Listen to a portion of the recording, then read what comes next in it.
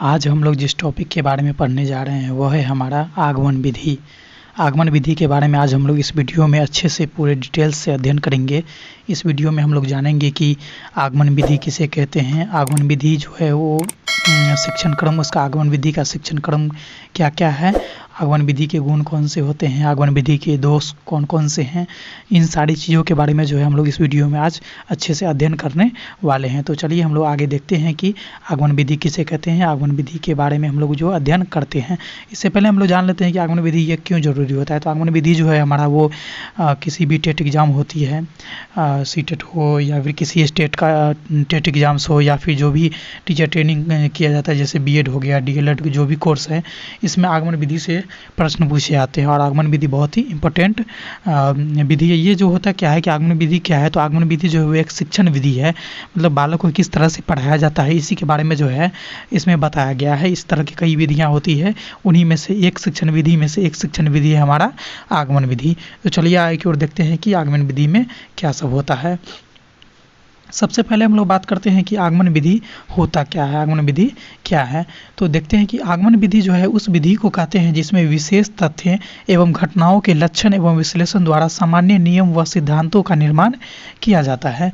आगमन विधि क्या है कि आगमन विधि में है कि किसी भी घटना हुआ, किसी भी तथ्य को देखते हुए जो है उसे किसी भी विशेष घटना के लक्षण देखते हुए उसका विश्लेषण करते हुए जो है एक सामान्य नियम और एक सिद्धांत का जो है प्रतिपादन किया जाता है। मतलब कि सामान्य नियम और सिद्धांत का निर्माण किया जाता है किसके अकॉर्डिंग, तो जो सामने हमारे सामने जो घटना दी गई होती है, तथ्य दी गई होती है, उसी के देखते हुए उसी का जो है परीक्षण करते हुए उसी का गुण का आकलन करते हुए जो है हम लोग एक विधि का नियम का निर्माण करते हैं। और वो नियम जो है किसके अकॉर्डिंग निर्माण होता है, तो वही नियम जो है आगमन विधि के द्वारा निर्माण किया जाता है। दूसरी ओर क्या है कि आगमन विधि से ज्ञात की अज्ञात की ओर, ज्ञात से अज्ञात की ओर, विशिष्ट से सामान्य की ओर, मूर्त से अमूर्त की ओर शिक्षण सूत्र का प्रयोग किया जाता है। ज्ञात से अज्ञात की ओर कहने का मतलब है हमारा यहाँ पर कि जो हमें पहले से ज्ञात है उसके अकॉर्डिंग हमें अज्ञात की ओर बढ़ना है। मतलब कि जो चीज़ हमें पहले से मालूम है उसकी सहायता से हम लोग जो नए चीज़ हैं जिन्हें हमको मालूम करना होता है उसको हम लोग ज्ञात करते हैं। यही चीज़ हमको दर्शाता है यहाँ पर कि ज्ञात से अज्ञात की ओर। आगे है हमारा कि विशिष्ट से सामान्य की ओर, मतलब कि हमारे पास जटिल यहाँ पे समस्या दी गई होती है जिसको हम लोग विशिष्ट बोलेंगे, और उन सारे जटिल समस्याओं को अध्ययन करते हुए उसका आकलन करते हुए हम लोग जो एक सामान्य निर्देश की ओर, सामान्य नियम की ओर अग्रसर होते हैं, उसी को बोलते हैं हम लोग क्या है कि विशिष्ट से सामान्य की ओर। आगे है हमारा कि मूर्त से अमूर्त की ओर। मूर्त किसे बोलते हैं कि जिसमें जो हमारे सामने हो, जो हमें जिसको हम लोग प्रत्यक्ष रूप से देख सकते हैं, प्रत्यक्ष रूप से उसका आकलन कर सकते हैं, वो उन चीज़ों को हम लोग मूर्त बोलते हैं, ठीक है। और अमूर्त क्या है कि जिसके हम लोग कल्पना करते हैं, जिसको हम सोच के मूर्त को सोच के अमूर्त की ओर यहाँ पे बढ़ा जाता है। मतलब जिसको हम लोग कल्पना कर सकते हैं, कल्पना के आधार पर जिसमें हमको तार्किक क्षमता, तार्किक शक्ति का यहाँ पे उपयोग करना होता है। मूर्त में क्या है कि वो हमारे प्रत्यक्ष रहता है, लेकिन अमूर्त में क्या है कि वो हमारे सामने प्रत्यक्ष नहीं है, उसको हम लोग कल्पना करते हैं। तो इसमें क्या है कि मूर्त से अमूर्त की ओर इस शिक्षण विधि में जो है वो बढ़ाया जाता है। मूर्त से अमूर्त कहने का मतलब हुआ कि जैसे कि हम बात करते हैं कि जो हमारे सामने कोई चीज़ रखा रहता है, उस चीज़ को हम लोग देखते हुए, आकलन करते हुए, अध्ययन करते हुए उसके आधार पर हम लोग जो है अमूर्त चीज़ का कल्पना करते हैं, सोचते हैं, ये चीज़ अमूर्त चीज़ कहलाती है। तो आगमन विधि में क्या होता है कि आगमन विधि जो है उसमें ज्ञात से अज्ञात की ओर बढ़ा जाता है, विशिष्ट से सामान्य की ओर बढ़ा जाता है, मूर्त से अमूर्त की ओर बढ़ा जाता है। ये बहुत ही इंपॉर्टेंट तीनों पॉइंट है कि आगमन, ये कहीं कहीं पे प्रश्न में डायरेक्ट भी आ सकते हैं, इसीलिए इसको पढ़ना बहुत ही ज़रूरी है। तो आगमन विधि में क्या होता है कि आगमन विधि में जो है पहला तो हमारा हुआ कि ज्ञात से अज्ञात की ओर बढ़ते हैं, नंबर 1। दूसरा है हमारा कि विशिष्ट से सामान्य की ओर बढ़ते हैं, और तीसरा जो है वो है हमारा कि मूर्त से अमूर्त की ओर बढ़ा जाता है। तो जहाँ कहीं भी दिखा जाए कि ज्ञात से अज्ञात की ओर, विशिष्ट से सामान्य की ओर, मूर्त से अमूर्त की ओर किस तरह के शिक्षण विधि में प्रयोग किया जाता है, तो वहाँ पे हम लोग जो है उसका आंसर हम लोग टिक करेंगे हमेशा और हमेशा आगमन विधि में, ठीक है। आगे की ओर चलते हैं हम लोग। आगमन विधि को जो हम लोग दूसरे शब्दों में इस तरह से भी परिभाषित कर सकते हैं कि इस विधि का प्रयोग जो है करते समय शिक्षक बालकों के सामने उन्हीं के अनुभव क्षेत्र के विभिन्न उदाहरण को प्रस्तुत करता है, तत्पश्चात उनके द्वारा पेश किए हुए विशिष्ट उदाहरण के संबंध में निरीक्षण, परीक्षण एवं ध्यानपूर्वक सोच विचार कराकर सामान्य नियम व सिद्धांत निकलवाया जाता है। ठीक है, तो हम जैसे कि हम पहले ही बता दिए हैं कि ये जो है सामान्य की से विशिष्ट की ओर विशिष्ट से सामान्य की ओर जाता है, और क्या है कि मूर्त से अमूर्त की ओर जाता है। तो इसमें क्या है कि शिक्षक जो है इस विधि का प्रयोग जब भी करेंगे तो उसके सामने जो है पहले बालक के अनुभव के अनुसार, मतलब उसकी क्या क्षमता है, बालक के माइंड कैपेसिटी के अनुसार जो है, तथा उसके पुराने अनुभव के अनुसार, जो उसके जीवन के पुराने अनुभव के अनुसार जो है उसके सामने विभिन्न प्रकार के उदाहरण को प्रस्तुत करते हैं शिक्षक। और उसके पश्चात क्या है कि उदाहरण से बालक को समझने को प्रेरित करते हैं, और उसके आधार पर क्या है कि बालक के कुछ नए नियम जो है और सिद्धांत जो है वो बालक से स्वयं निकलवाते हैं। शिक्षक उनको प्रेरित करते हैं समझने के लिए, और बालक से स्वयं उन नियमों को खोज करवाते हैं। ठीक है, ये क्या है कि आगमन विधि का ये एक गुण है। इस तरह से आगमन विधि में विशिष्ट उदाहरण द्वारा बालक के सामान्यीकरण या सामान्य नियमों को निकलवाने हेतु प्रोत्साहित किया जाता है। जी हाँ, हम अभी चर्चा कर रहे थे कि उसमें क्या है कि नियम को निकलवाने हेतु बालक को प्रोत्साहित किया जाता है। और आगमन विधि जो है शिक्षक को इसमें थोड़ा सा अत्यधिक मेहनत करना पड़ता है कि आगमन विधि के लिए नए नए प्रकार के उदाहरण को प्रस्तुत किया जाता है, बालक के सामने उनको करना पड़ता है, तथा जिससे कि वो जो है बालक नियम और सिद्धांतों को खुद से प्रतिपादन कर सके। आगमन विधि का निष्कर्ष क्या है कि निष्कर्ष को हम लोग बढ़ा जाए तो निष्कर्ष में यही होगा कि आगमन विधि एक ऐसी विधि है जिसके द्वारा सामान्य नियम व सिद्धांतों की खोज की जा सकती है। अतः इस विधि द्वारा शिक्षण के कार्य करते समय यह जरूरी है कि शिक्षक उदाहरण एवं प्रश्नों का प्रयोग बालकों के मानसिक स्तर को ध्यान में रखते हुए करें। इससे उनकी नवीन ज्ञान को सीखने में उत्सुकता बढ़ती रहती है। जी हाँ, बालक के जब भी किसी इससे पहले भी आप कभी भी आप बालक के संदर्भ में शिक्षण की जब भी बात की जाती है तो हमेशा क्या आता है कि शिक्षक जो है वो बाल केंद्रित होना चाहिए, बालक के केंद्रित, मतलब बालक के बीच में रखा जाए और उसके इर्द गिर्द जो भी शिक्षण की प्रक्रिया है वो सारी किया जाना चाहिए, ताकि क्या है कि बालक के जो भी मानसिक क्षमता होती है उसकी योग्यता उसकी क्षमता के अनुरूप जब उनको शिक्षण दी जाएगी तो बालक उन चीज़ों को समझ सकता है। और जब बालक की योग्यता से हट के विशिष्ट योग्यता वाले प्रश्न उसको या फिर उदाहरण प्रस्तुत किया जाएगा उसके सामने तो बालक को समझने में परेशानी होगी। तो इसलिए बालक को मद्देनजर रखते हुए, उसकी योग्यता क्षमता को मद्देनजर रखते हुए हमेशा जो है उसको समझाने के प्रयत्न किया जाना चाहिए। और आगमन विधि भी इसी तरह का रूल रेगुलेशन को फॉलो करने के लिए प्रेरित करता है शिक्षक को भी।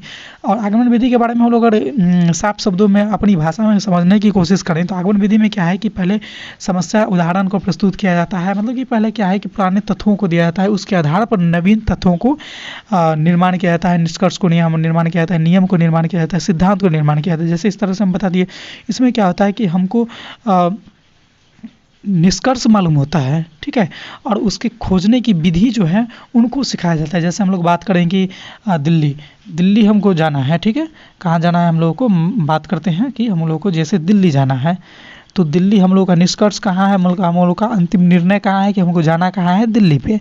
लेकिन दिल्ली जाने के लिए क्या है कि वही विभिन्न रास्तों का, जैसे कोई जलमार्ग से गया, कोई वाटर मार्ग से मतलब जलमार्ग से गया, कोई एयर मार्ग से गया मतलब हवा की यात्रा गए, कोई रोड की सहायता से गया, कोई ट्रेन की सहायता से जाता है, इस तरह का जो भी होता है। तो क्या है कि यहाँ पर कि सबका अलग अलग यहाँ पे सोचने की क्षमता को विकसित किया जाता है कि जाना तो कहाँ है, जाना तो हम लोग को क्या है, जाना तो हम लोग को दिल्ली ही है, लेकिन उसके नियम निकाला जाता है कि कैसे जाना है उसको। तो यहाँ पे मूर्त चीज़ है हमारा कि दिल्ली हमको जाना है, यहाँ पे इसको मूर्त समझ सकते हैं। और अमूर्त में क्या होगा कि हमको रास्ता का ढूंढना है, रास्ता का चयन करना है, सवारी का चयन करना है, जाने का साधन का चयन करना है, ये चीज़ हमको चयन करना है तो इसके लिए हमको सोचना पड़ेगा। तो ये चीज़ क्या हो जाएगा, ये चीज़ हमारा अमूर्त हो जाएगा।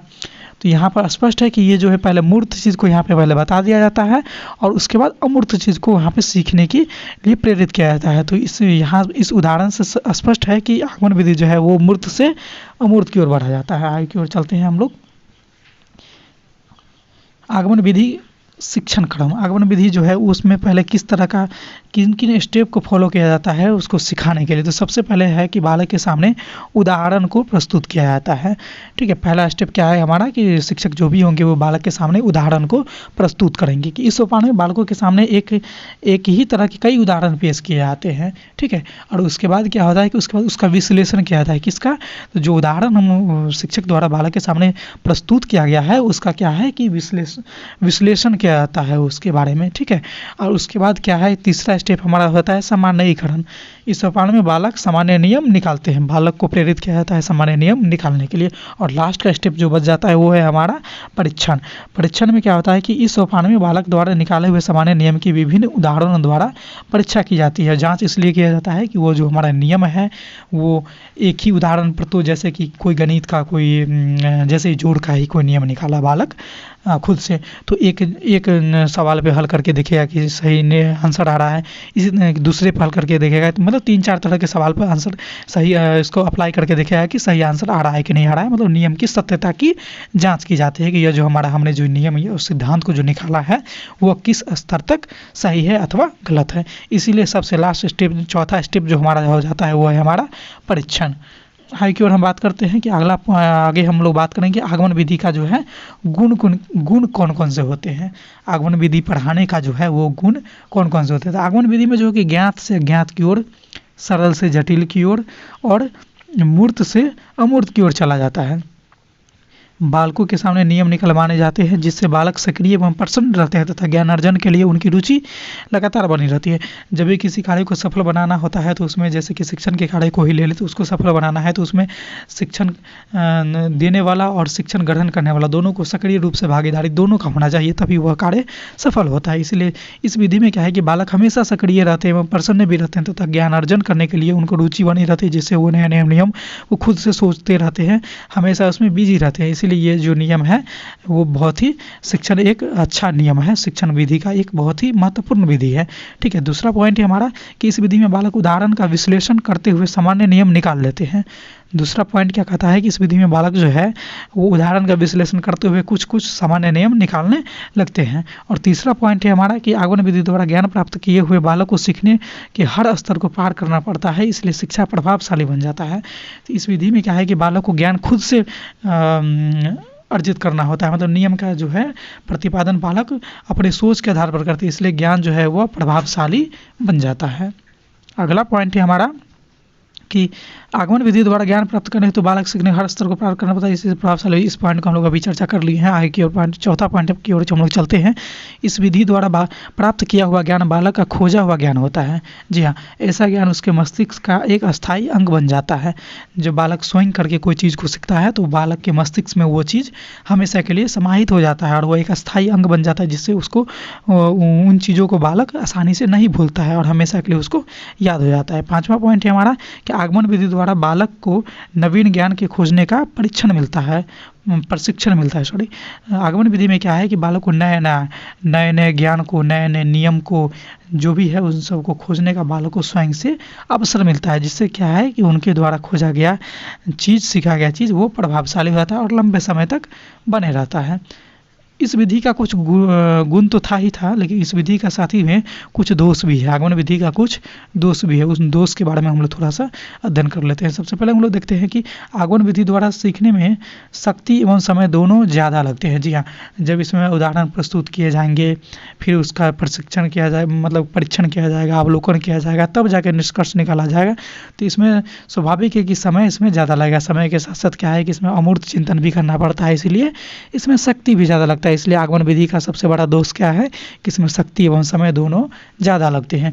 दूसरी पॉइंट को हम चर्चा करते हैं कि यह विधि द्वारा सीखे हुए अगर कोई बालक किसी अशुद्ध सामान्य नियम की तरफ पहुंच जाए तो उन्हें सत्य की तरफ लाने में कई कठिनाइयों का सामना पड़ता है। जी हाँ, क्योंकि यहाँ पे बालक स्वयं एक नियम प्रतिपादन कर रहा है, स्वयं सीख रहा है, तो वह जो गलत नियम की ओर अग्रसर हो जाएगा तो फिर से उन्हें पहले की तरह लाने में थोड़ा ज़्यादा शिक्षक को कार्य करना पड़ता है। यह भी एक आगमन विधि का दोष ही समझा जाएगा।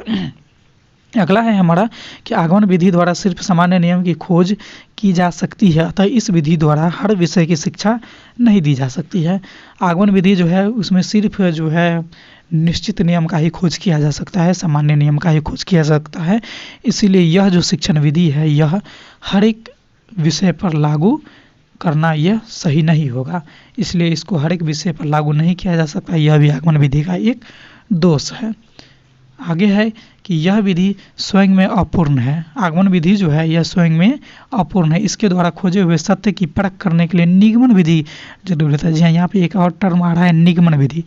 आगमन विधि और निगमन विधि, आगमन विधि को तो हमने इसमें पढ़ लिए हैं, लेकिन निगमन विधि के बारे में जो हम लोग अगले वीडियो में इसको पढ़ेंगे तो हम लोग को स्पष्ट हो जाएगा कि निगमन विधि क्या है।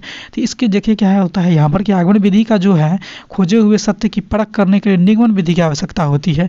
इसलिए यह अपने आप में संपूर्ण नहीं है, अपने आप में यह अपूर्ण होता है आगमन विधि। इसीलिए जो है यह इसका थोड़ा सा एक अवगुण है, इसको दोष बोल सकते हैं। यही था आज का हमारा टॉपिक आगमन विधि। आगमन विधि के बारे में हमने अच्छे से अध्ययन किया। हम लोग को मैं उम्मीद करता हूँ कि आप लोग इन टॉपिक को समझे होंगे अच्छे से। अगर कहीं भी दिक्कत आती है तो आप हमें कमेंट सेक्शन में जाके अपना कीमती कमेंट जरूर दें, हम उनको जल्द से जल्द आपकी समस्या को समाधान करने का प्रयास करूँगा। और हाँ, आप इसका नोट्स पढ़ना चाहते हैं तो आप गूगल पे जाइए, गूगल पर जाना है आपको और सर्च करना है rkrstudy.net। जो वेबसाइट ऊपर में आएगी, आपको सबसे ऊपर जो आएगी वो सीटेट प्रिपरेशन का एक बेहतरीन वेबसाइट है। आप वहाँ पर भी जा करके इन सारे टॉपिक्स को पढ़ सकते हैं, जो कि DLED हो गया, BEd हो गया, या फिर जो भी टेट एग्ज़ाम्स होती है उन सारी चीज़ों का यहाँ पे हिंदी में नोट्स अवेलेबल है। आप वहाँ से भी इन सारी चीज़ों को पढ़ सकते हैं। तो चलिए पढ़ते रहिए हमारे यूट्यूब पे जाके और वेबसाइट पे जाके हमारे चैनल को देखते रहिए, पढ़ते रहिए। तब तक के लिए मिलते हैं, फिर अगले वीडियो में मिलेंगे। तब तक के लिए बाय बाय।